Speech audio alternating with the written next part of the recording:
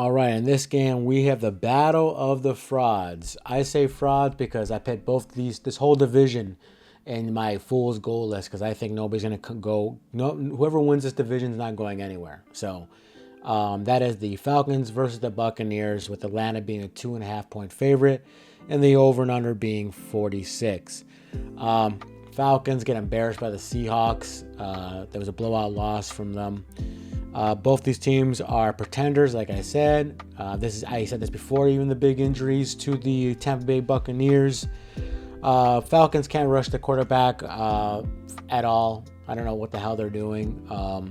But not only that, Atlanta is 28th in the league in run stop win rate. So looks like they're not, stopping the run anytime either. Kirk Cousins, I guess he's having an okay year. 10 touchdowns, but 7 interceptions. He's not being the efficient Kirk Cousins we know. And he has over 1,800 yards passing. Don't forget, a lot of that came from one game. He threw over 500 yards in one game. The Falcons are killing in the running game, though. That's for their best bright spot. Bijan Robinson and Algier, those guys are a good 1-2 punch. Top 5 running back combos in the league right now.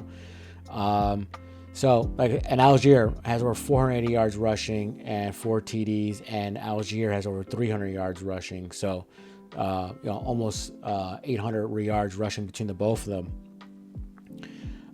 And they also have Drake London, guys killing it this year, best year yet. 44 receptions with 491 yards and 5 touchdowns.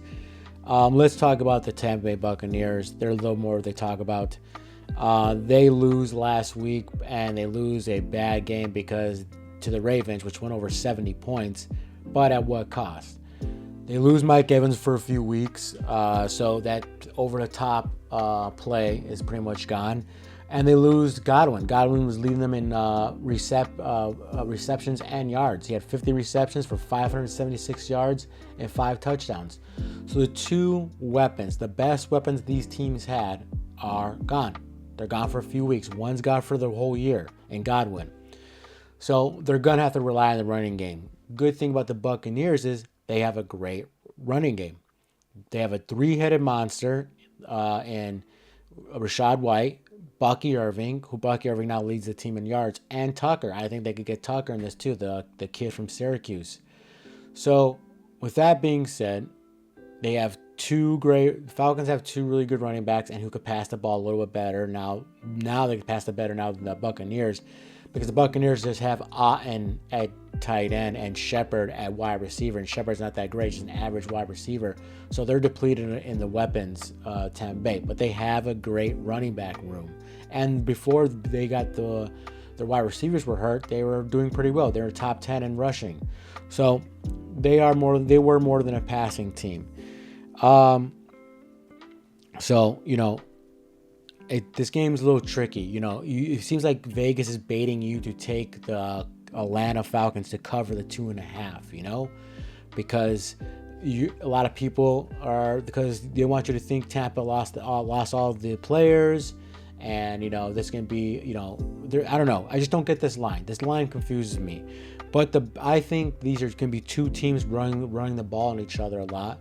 I think Mayfield's going to use his legs a lot to get first downs, and I also think that Mayfield's going to throw a couple interceptions. So give me the over 46 points, or if you get it at 45.5 or 45, I think this could be a 26-24 game, or 26 or 21-27 kind of game. But I also lean towards the Falcons covering the 2.5. I think they have just too many more weapons than the Tampa Bay Buccaneers. But I like the over 46 as my best play in this game.